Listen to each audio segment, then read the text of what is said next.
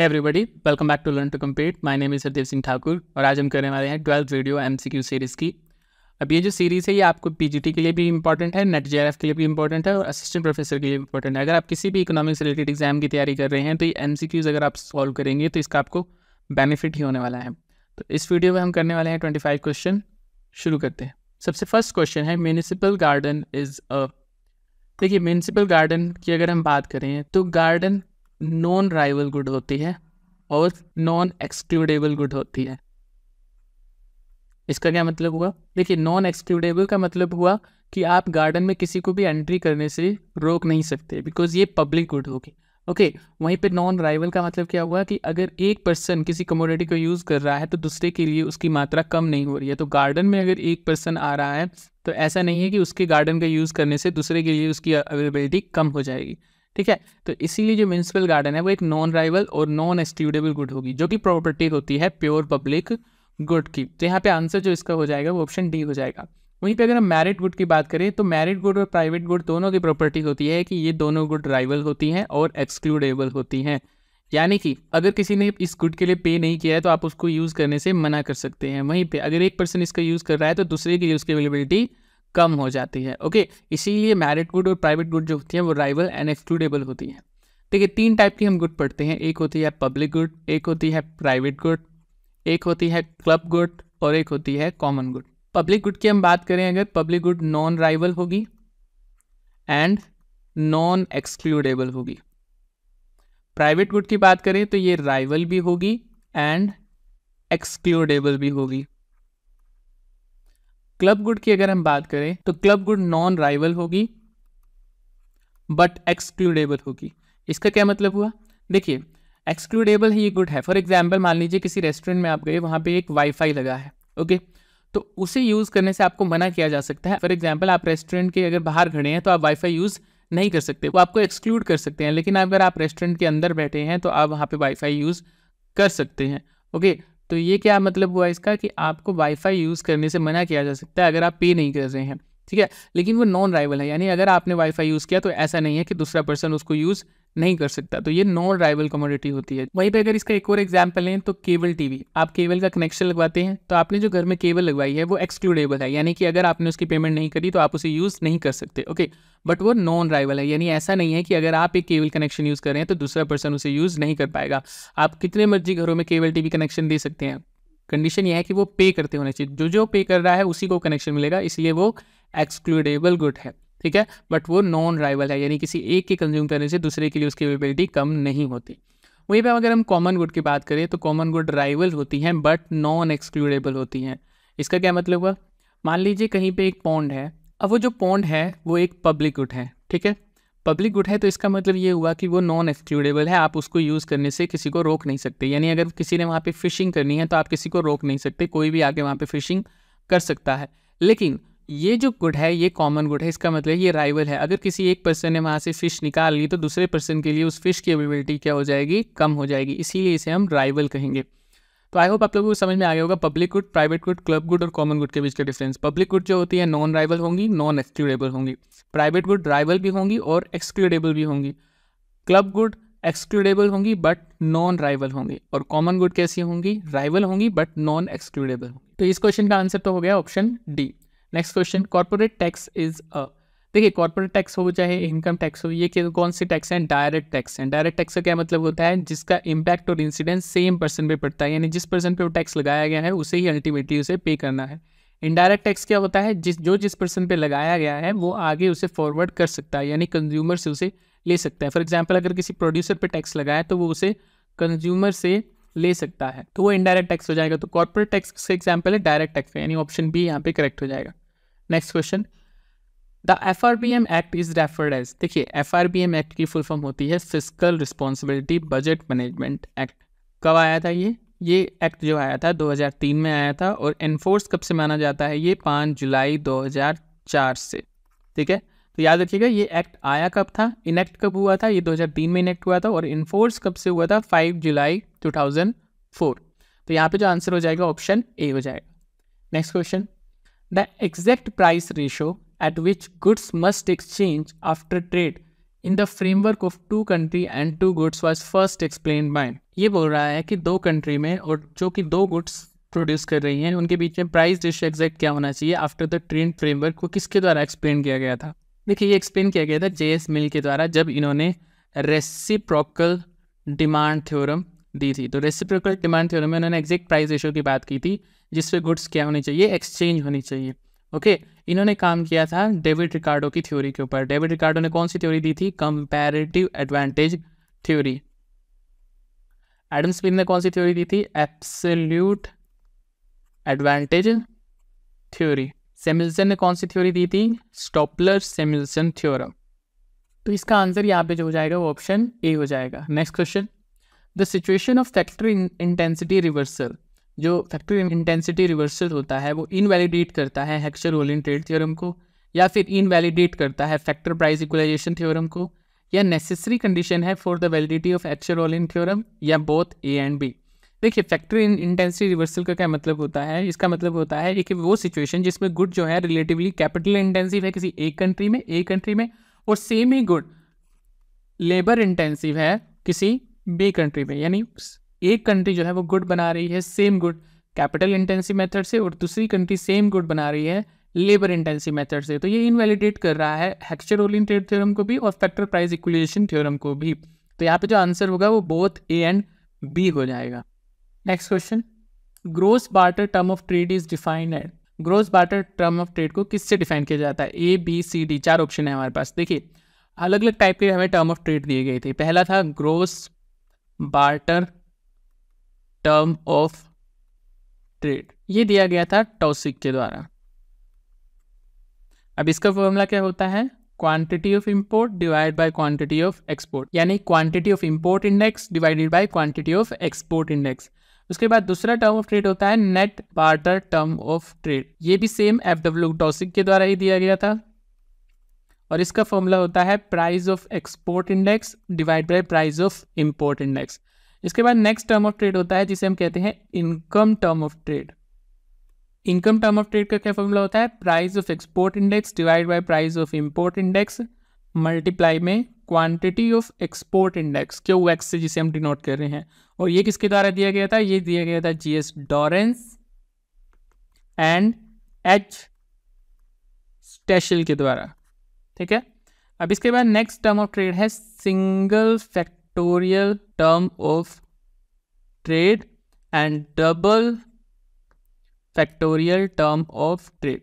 ये दोनों दिए गए थे जैकोब विनर के द्वारा, जैकोब विनर के द्वारा। ठीक है, और इनके फॉर्मूले क्या है, single factorial term of trade का फॉर्मूला था price of export index price of import index multiplied में एक्सपोर्ट प्रोडक्टिविटी इंडेक्स। इसे अलग अलग तरीके से डिनोट कर सकते हैं, यहाँ पे मैंने डिनोट किया है वीएक्स से। ये याद रखिएगा वीएक्स का क्या मतलब है, एक्सपोर्ट प्रोडक्टिविटी इंडेक्स। वहीं पे अगर हम double factorial term of trade की बात करें, ये होगा price of export divide by price of import into में export productivity index divide by import productivity index.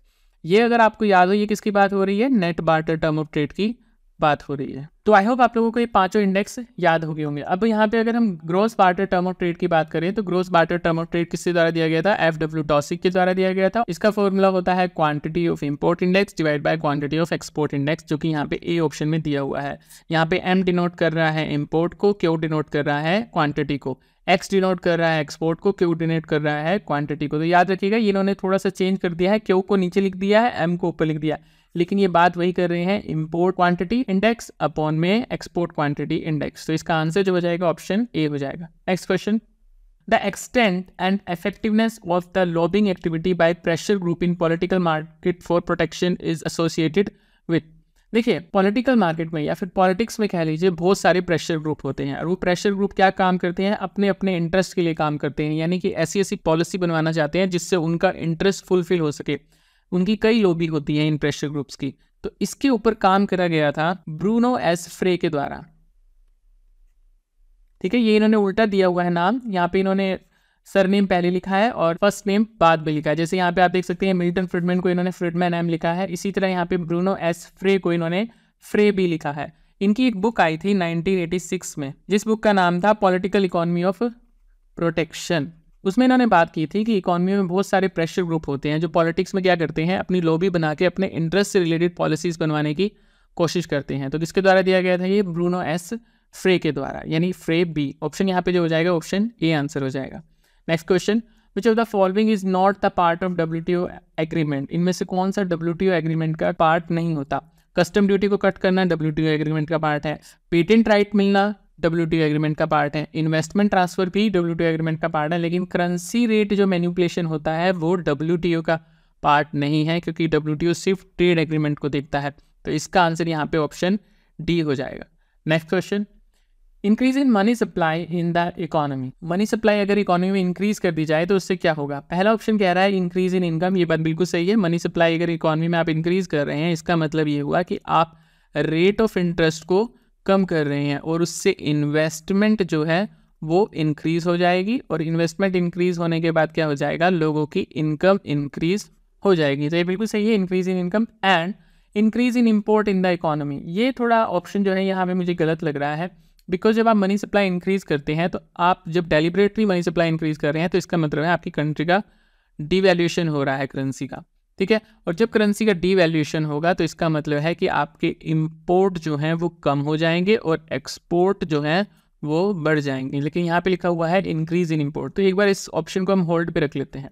Okay, second option कह रहा है रिड्यूस रेट ऑफ इंटरेस्ट, ये बिल्कुल सही है। मनी सप्लाई आप इंक्रीज कर रहे हैं, इसका मतलब रेट ऑफ इंटरेस्ट को आप रिड्यूस कर रहे हैं, and increase outflow of capital.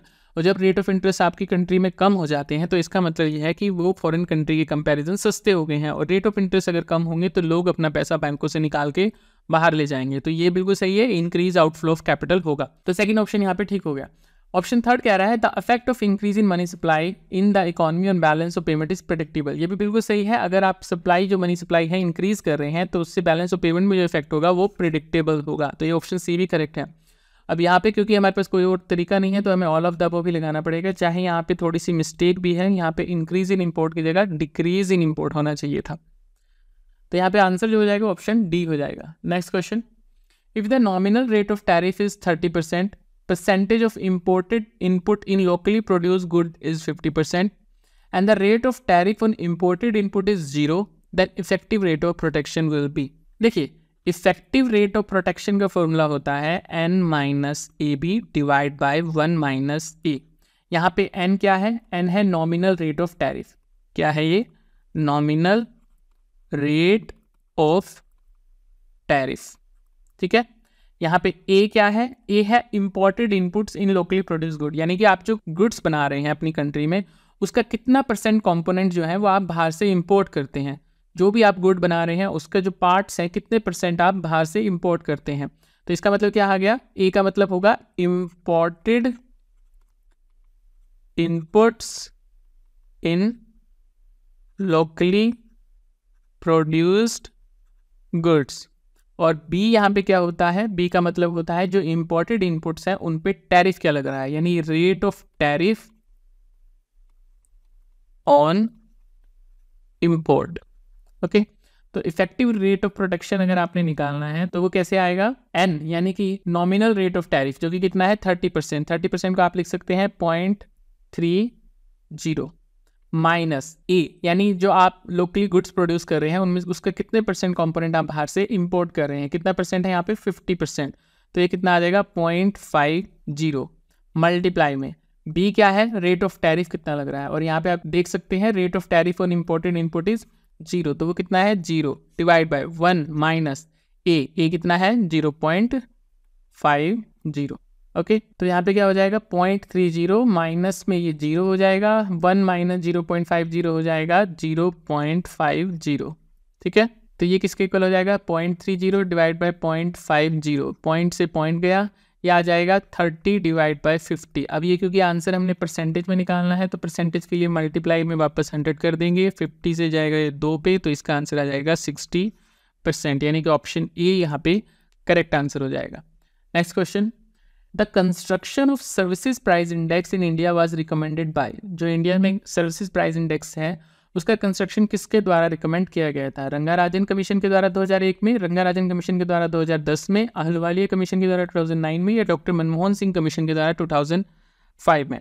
देखिए ये जो सर्विस प्राइस इंडेक्स है ये रिकमेंड किया गया था क्योंकि हमारा जो होलसेल प्राइस इंडेक्स है वो सर्विसेज को इंक्लूड नहीं करता, यानी सर्विसेज के प्राइसेस में जो फ्लक्चुएशन हो रहे हैं उनको इंक्लूड नहीं करता हमारा होलसेल प्राइस इंडेक्स। तो इसी कमी को दूर करने के लिए सर्विसेज प्राइस इंडेक्स रिकमेंड किया गया था रंगाराजन कमीशन के द्वारा 2001 में, जिसे हम नेशनल स्टैटिस्टिकल कमीशन भी कहते हैं, नेशनल स्टैटिस्टिकल कमीशन। ओके, क्या अब WPI में हम सर्विसेज इंडेक्स को इंक्लूड करते हैं? नहीं, अभी भी हम सर्विसेज को WPI में इंक्लूड नहीं करते हैं, इसीलिए अभी तक बात चल रही है एक सर्विसेज इंडेक्स कंस्ट्रक्ट करने की। ठीक है, तो क्योंकि हम WPI में जो हम होलसेल प्राइस इंडेक्स निकालते हैं उसमें सर्विसेज को इंक्लूड नहीं करते हैं, तो या तो WPI में किसी तरीके से सर्विसेज को इंक्लूड किया जाए या अलग से एक सर्विसेज इंडेक्स निकाला जाए। इसकी रिकमेंडेशन दी गई थी डॉक्टर रंगाराजन कमीशन के द्वारा। कब दी गई थी? 2001 में। तो यहाँ पे आंसर जो हो जाएगा वो ऑप्शन 1 हो जाएगा। Next question, infant mortality rate was highest in 2008। देखिए 2008 वाला डाटा अभी हमारे लिए ज़रूरी नहीं है, वैसे इसका आंसर जो है वो मध्य प्रदेश है, लेकिन हमारे लिए ज़रूरी है करंट का डाटा। और अगर हम करंट का डाटा देखें, ये 2020 का डाटा है रजिस्ट्रार जनरल ऑफ इंडिया की तरफ से। तो इन्फेंट मोर्टेलिटी रेट अभी भी किसकी सबसे ज़्यादा है? मध्य प्रदेश की। कितनी है? 62। इन्फेंट मोर्टेलिटी रेट का क्या मतलब होता है कि 1000 जो आपकी कंट्री में लाइव बर्थ हो रही हैं उनमें से कितने बच्चे जो है 1 साल की उम्र पूरी करने से पहले ही एक्सपायर हो जाते हैं। ठीक है, तो मध्य प्रदेश में ये रेट सबसे ज़्यादा है अभी भी 62। सेकंड नंबर पे कौन है? यूपी। थर्ड पे कौन है? उड़ीसा। और ये डाटा कब का है? 2020 का। तो ये करंट डाटा है जो अभी तक अवेलेबल है रजिस्ट्रार जनरल ऑफ इंडिया की तरफ से। ठीक है, तो पहले भी मध्य प्रदेश ही नंबर 1 पे था और अभी भी नंबर 1 पे मध्य प्रदेश ही है। तो यहाँ पे जो आंसर है ऑप्शन ए है। Next question, primary deficit of the government of India was negative during. देखिए प्राइमरी डेफिसिट जो है वो चेंज होता रहता है, लेकिन ये नेगेटिव हमारा प्राइमरी डेफिसिट कब किया था? 2006, 7 एंड 7-8 में। ओके, तो इसीलिए डाटा याद रखना जरूरी है। याद रखिएगा प्राइमरी डेफिसिट नेगेटिव कब किया था? 2006, 7 और 7-8 में। यहाँ पे मैंने करंट डाटा भी दिया है प्राइमरी डेफिसिट का। अगर 2023-24 के जो बजट एस्टिमेट देखें तो 2023-24 में प्राइमरी डेफिसिट कितना रहने वाला है? 1.5% of GDP।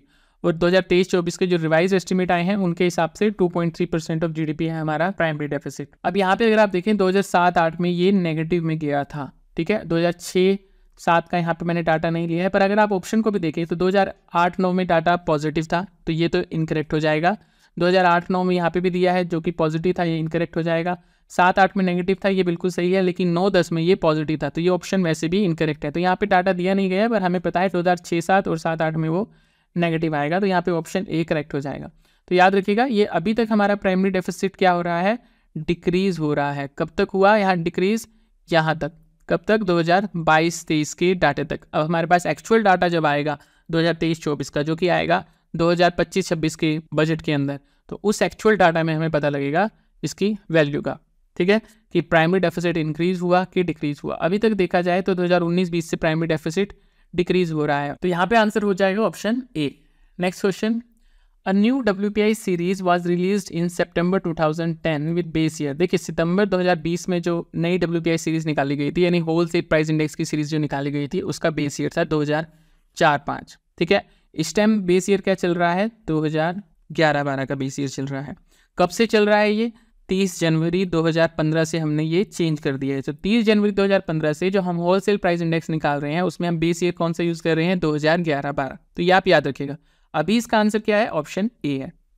Next question, the term brick was coined bye. Brick का क्या मतलब है? Brazil, Russia, India and China. अब ये ब्रिक टर्म जो है वो किसके द्वारा खोजी गई थी? ये खोजी गई थी गोल्डमैन सैक्स के द्वारा, जो कि एक इन्वेस्टमेंट बैंकिंग कंपनी है।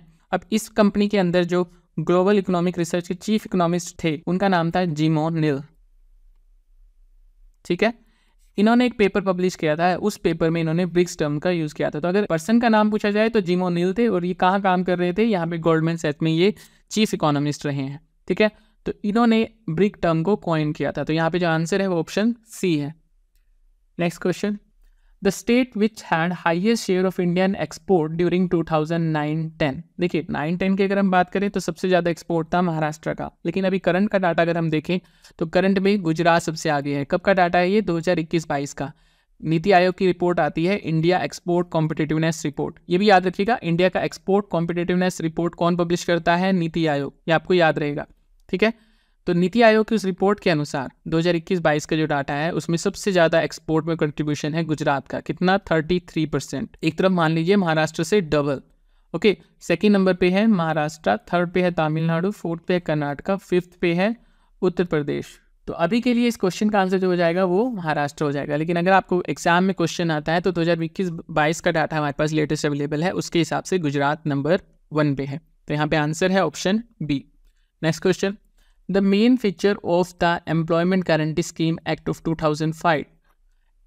एम्प्लॉयमेंट गारंटी स्कीम एक्ट जो आया था 2005 में, उसका मेन फीचर ये है कि ये सोशली मॉनिटर किया जाता है ग्राम सभा के द्वारा। ठीक है, तो यहाँ पे जो आंसर होगा वो ऑप्शन सी होगा। वैसे सेंट्रल और स्टेट गवर्नमेंट भी इसे कंट्रोल करती हैं, लेकिन क्योंकि हम इसके मेन फीचर्स की बात कर रहे हैं, जिसको अलग बनाता है वो ये कि ये ग्राम सभा के द्वारा भी नियंत्रित किया जाता है, इसलिए यहाँ पे जो आंसर है वो ऑप्शन सी है।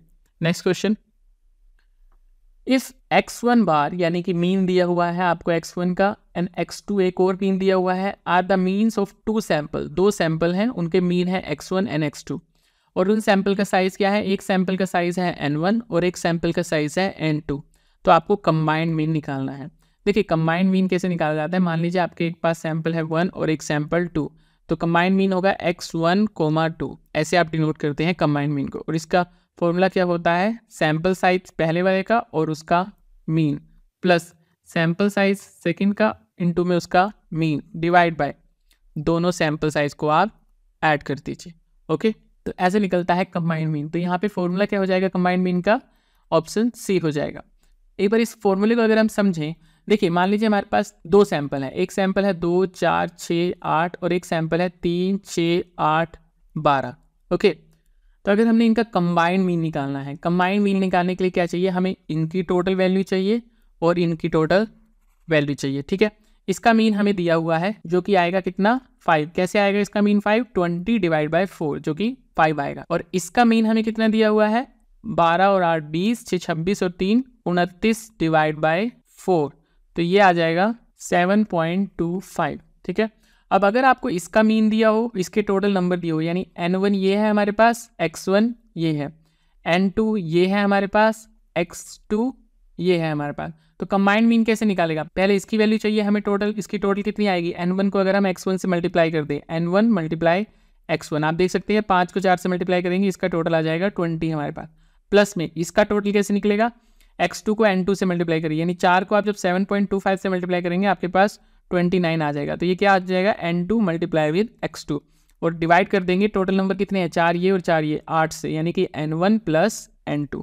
तो आपको कंबाइंड मीन का फॉर्मूला पता चल गया होगा यहाँ से। तो कंबाइंड मीन कैसे निकालेंगे, size of the sample multiply में mean of that sample plus size of the another sample into mean of another sample divide by total size of the combined sample. तो यहाँ पे आंसर है option C. Next question, if each of the 25 students of a class secured 49 marks, एक class में 25 student है और 25 के 25 student के मार्क्स जो हैं वो 49 है इकोनॉमिक्स में, what is the standard deviation of marks in this case. Standard deviation बताना है हमने, इस केस में कितना होगा। देखिए स्टैंडर्ड डेविएशन बताता है हमें कि मीन से मार्क्स जो है वो कितने डेविएटेड हैं, कितना ज़्यादा मार्क्स ऊपर नीचे है मीन से। ठीक है, अब हर एक स्टूडेंट के मार्क्स अगर 49 है तो इसका मीन भी 49 हो जाएगा।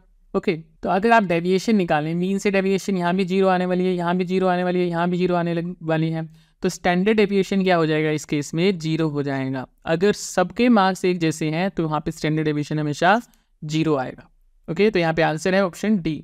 Next question, sum of the deviation of the value taken by variable from its mean value is always. देखिए ये क्या बोल रहा है आपको, मान लीजिए एक सैंपल है हमारे पास 2, 4, 6, 8, इसकी टोटल वैल्यू कितनी आ जाएगी, 20 आ जाएगी, इसका मीन कितना आ जाएगा, 5 आ जाएगा। ओके, अब हमें क्या निकालना है, डेविएशन निकालना है, ये जितनी भी वैल्यू है उनका मीन से। ठीक है, तो मीन से इनका डेविएशन कैसे होगा, 2 - 5, 4 - 5, 6 - 5, 8 - 5, कितना डेविएशन आ गया, -3, -1, 6 - 5 +1, 8 - 5 +3। तो आप देख सकते हैं इसकी टोटल वैल्यू 0 आती है। तो यही पूछ रहा है, अगर आप इसका सम करें, किसका सम कर रहे हैं, डेविएशन का। ये डेविएशन हमने निकाला है, किस में से निकाला है, value taken by variable from its mean, जो भी वेरिएबल्स की वैल्यू थी उनके मीन से इसका डेविएशन निकालना है। ये हमारे पास डेविएशन आ गया और उसका सम कर दिया, तो टोटल वैल्यू हमेशा क्या आती है, 0 आती है। और ये मीन की प्रॉपर्टी भी है। तो मीन की प्रॉपर्टी क्या होती है, अगर आप मीन से वेरिएबल का डेविएशन निकालेंगे और उसका टोटल सम करेंगे तो हमेशा वैल्यू 0 के इक्वल आएगी। और इसी के सब वैल्यू का अगर आप डेविएशन के स्क्वायर का सम कर देंगे तो उसकी वैल्यू हमेशा मिनिमम आएगी। यानी ये 3 है जो, इसका स्क्वायर 9, 1, 1 और 9, तो इसकी टोटल वैल्यू 20 आएगी, जो कि मिनिमम वैल्यू है, यानी 20 जो है मिनिमम है। अगर इस 5 के अलावा यानी मीन के अलावा किसी और नंबर से डेविएशन हम निकाल लें, चाहे 6 से निकाल लें, 8 से निकाल लें, 4 से निकाल लें, 2 से निकाल लें, तो 20 से ज़्यादा ही वैल्यू आने वाली है। एक बार हम चेक कर लेते हैं कैसे। मान लीजिए हमारे पास 2, 4, 6, 8 है, पहले हमने मीन से डेविएशन निकाला था, अब मीन की जगह किसी और नंबर से डेविएशन निकालते हैं। फॉर एग्जाम्पल मान लेते हैं हम यहाँ से 4 से डेविएशन निकालते हैं, तो इधर से कर दीजिए -4, -4, -4, -4, डेविएशन कितना आ गया, -2, 0, 2 एंड 4। अब इसका स्क्वायर कर दीजिए, 4, 0, 4 और 16, इसकी टोटल वैल्यू कितनी आ गई, 24। तो आप देख सकते हैं यहाँ पे वैल्यू कम थी। तो मीन से जब आप डेविएशन के स्क्वायर का सम करेंगे तो उसकी वैल्यू हमेशा मिनिमम आती है, वहीं पे मीन से डेविएशन का सम करेंगे तो उसकी वैल्यू हमेशा 0 आती है। तो यहाँ पे आंसर जो हो जाएगा ऑप्शन डी हो जाएगा। Next question, for a binomial variable if n is equal to 100, p is equal to में 0.5, then the mean of the distribution. देखिए बाइनोमियल वेरिएबल में मीन होता है n इंटू पी। यहाँ पे n आपको दिया हुआ है 100, p की वैल्यू दी है 0.5, तो ये कितना आ जाएगा, 50 आ जाएगा मीन। तो यहाँ पे मीन की वैल्यू आ जाएगी ऑप्शन सी यानी कि 50। Next question, for a normal distribution which of the following is true. देखिए नॉर्मल डिस्ट्रीब्यूशन के लिए हमेशा मीन, मीडियन, मोड की वैल्यू इक्वल रहती है। वहीं पे अगर पॉजिटिवली स्क्यूड डिस्ट्रीब्यूशन है, ठीक है, तो पॉजिटिवली स्क्यूड डिस्ट्रीब्यूशन के लिए मीन की वैल्यू ज़्यादा होगी मीडियन से और मीडियन की वैल्यू ज़्यादा होगी मोड से। वहीं पे अगर नेगेटिवली स्क्यूड डिस्ट्रीब्यूशन है तो वहाँ पे मीन की वैल्यू कम होगी मीडियन से और मीडियन की वैल्यू कम होगी मोड से। ये याद रखना हमें। पॉजिटिवली स्क्यूड डिस्ट्रीब्यूशन को आप कैसे दिखाते हैं, ऐसे। नेगेटिवली स्क्यूड डिस्ट्रीब्यूशन को आप कैसे दिखाते हैं, ऐसे। ओके, तो यहाँ पे जो आंसर है वो ऑप्शन सी है। Next question, value of the स्पीयरमैन्स correlation coefficient always lies between. Spearman का रैंक कोरिलेशन कोफिशिएंट की वैल्यू हमेशा -1 और 1 के बीच में वेरी करती है। -1 दिखा रहा है परफेक्टली नेगेटिवली कोरिलेशन और +1 दिखा रहा है परफेक्टली पॉजिटिव कोरिलेशन। तो यहाँ पे आंसर जो हो जाएगा ऑप्शन बी हो जाएगा।